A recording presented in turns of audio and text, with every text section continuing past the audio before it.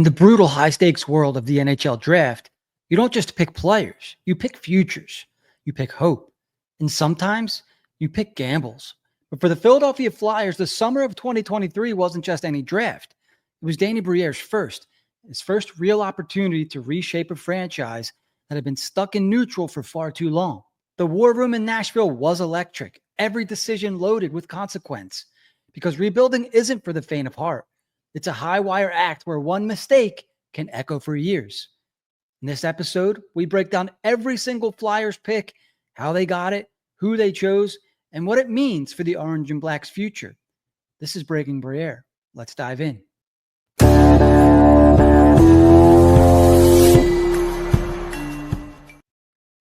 Ahead of the draft, the name on everyone's lips was Matvei Michkov, a prodigy so talented he was once considered the unquestioned first overall pick, even ahead of Connor Bedard.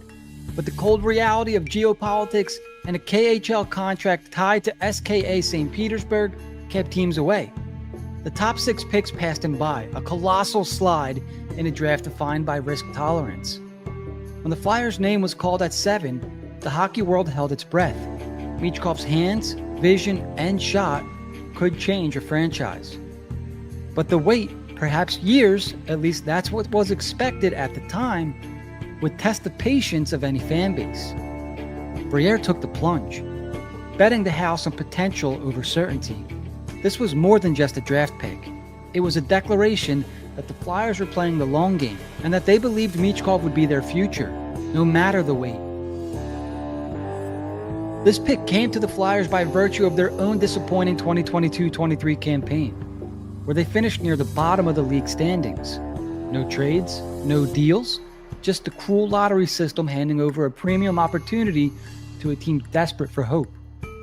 The pick was theirs to wield, and with Michkov slipping far beyond expectations, it became a lightning rod for debate. Some fans cheered the high upside gamble, others worried about the waiting game and international risks. But in a rebuild, upside is everything, and Briere seized his moment. At the time, it was thought that Michkov was a story that would take years to write. His development overseas in the KHL means he wouldn't join the Flyers until at least 2026, and maybe even later. But when he did arrive, the expectations were monumental.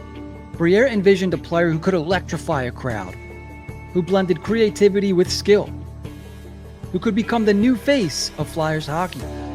The pick was less about instant gratification and more about redefining the franchise's identity in the coming decade. Flyers fans are locked in. The Michkov era has started, and it's promised to be unforgettable. With the Flyers' second pick in the first round at pick 22, the Flyers selected Oliver Bonk. Bonk wasn't the flashy name that grabs headlines, but in hockey, stability is often the most underrated asset. The son of former NHL forward Radek Bonk, Oliver carried a legacy but forged his own path with poise and grit. As a right-handed defenseman playing for the London Knights, he showcased an impressive blend of calm under pressure, intelligent positioning, and smooth puck-moving skills. His game isn't about highlight reels, it's about doing the little things right.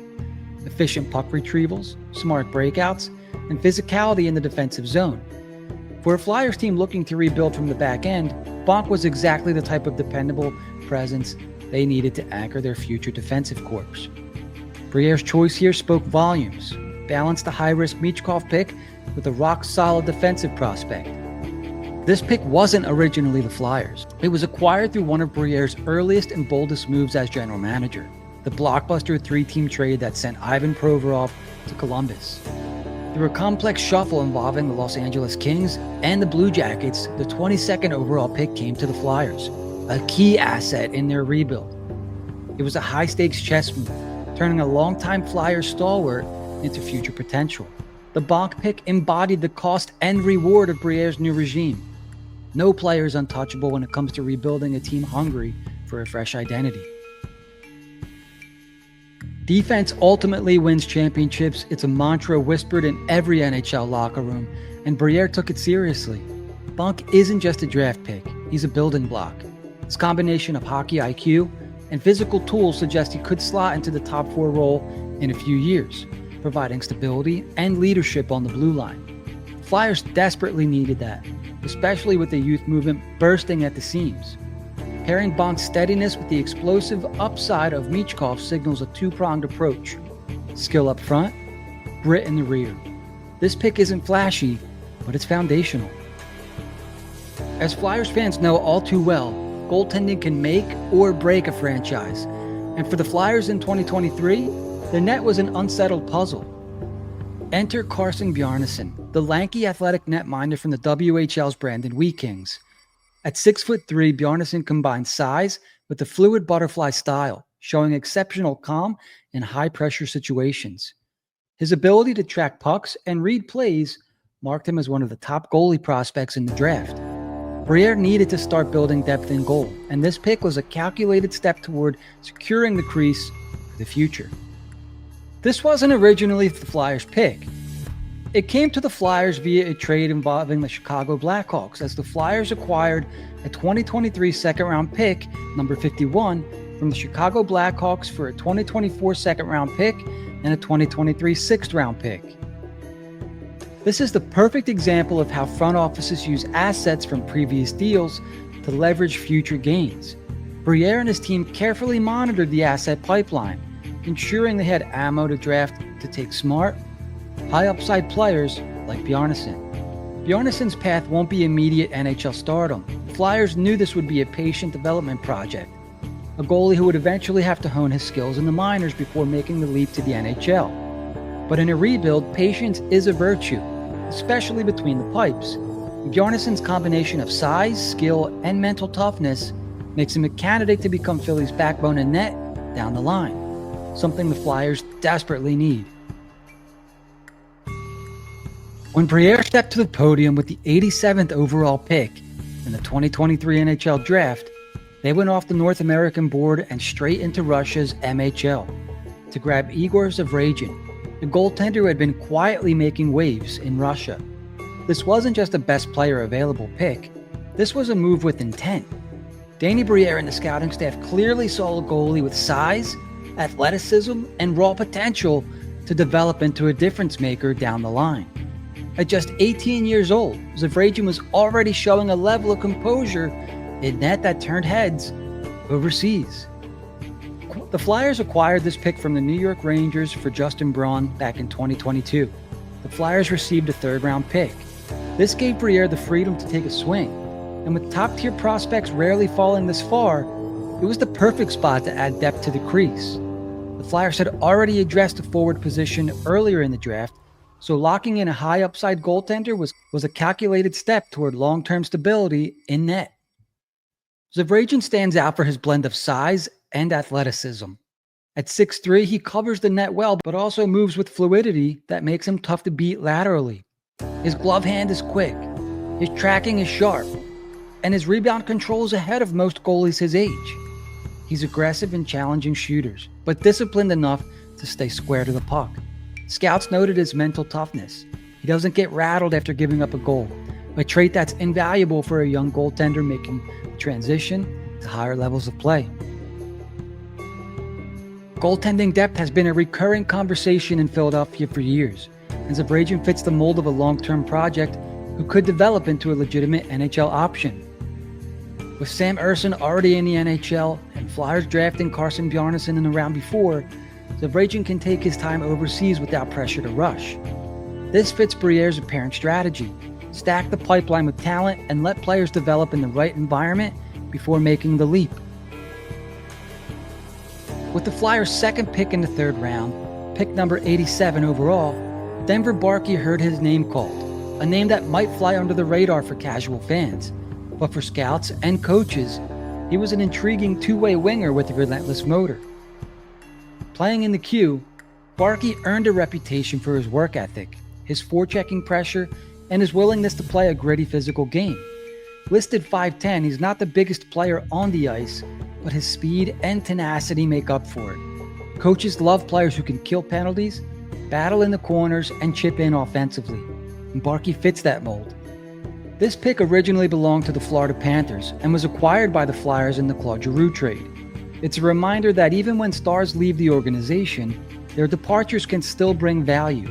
Briere's front office didn't waste that asset, converting it into a solid prospect who fits the team's evolving identity. Barkey's value isn't just about stats, it's about culture. The Flyers have long-valued players who can bring grit and compete every shift. Barkey projects as a bottom six winger that can energize the team with his relentless style. In a rebuild, those players become critical in playoff pushes. This pick was about adding character and effort, two things the Flyers are desperately rebuilding in the locker room. With the 103rd pick in 2023 NHL Draft, the Flyers selected Cole Knuble, the son of former Flyer Mike Knuble. This choice blended hockey bloodlines with proven work ethic and intelligence. Knuble wasn't taken for flash, he was taken because he plays the game the right way. A versatile forward who can line up at center or wing. Knuble brings a relentless motor, a willingness to battle in the tough areas, and a knack for being in the right place at the right time. He may not have blazing speed, but his positioning, decision-making, and willingness to do the dirty work make him a potential overachiever. This was the Flyers' own fourth-round selection, used strategically after earlier high upside swings to lock in a reliable, competitive player. In a system built on grit, adaptability, and culture, Knuble checks every box. He's a natural fit for a bottom six role that can kill penalties, bring energy, and chip in with timely offense. His style is tailor-made for playoff hockey. Hard on pucks, strong along the boards, and fearless in front of the net. Knuble's realistic ceiling is a bottom six forward who plays in all situations. But his high compete level could push him further. Even if his offense never fully pops, his floor is that of a dependable call-up or fourth-line staple who can be trusted in tough minutes. If he can improve his skating and continue to refine his scoring touch, Flyers might have found a future fan favorite. Alex Ciernik was a deliberate, strategic pick for the Flyers. A speedy left winger developed in the Swedish junior leagues, he brought a blend of high-end skating, hockey sense, and defensive responsibility. He's a smart player who understands positioning and transition play, critical skills for modern NHL wingers. The Flyers acquired this pick on March 21st, 2022 in their trade with the Edmonton Oilers for Derek Brassard, which made it a perfect spot to take high upside European project player. Briere scouts were high on Ciernik's potential, impressed by his ability to skate into space and find seams in opposing defenses. Ciernik's development will likely continue overseas, or potentially the AHL, before he makes the jump to the NHL. This kind of pick isn't about instant impact. It's about cultivating a player who could bring a different dimension to the Flyers' attack in a few years.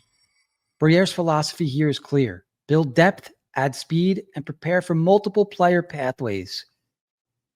The Flyers rounded out their 2023 NHL draft with Carter Sotheran, Ryan McPherson, and Matteo Mann.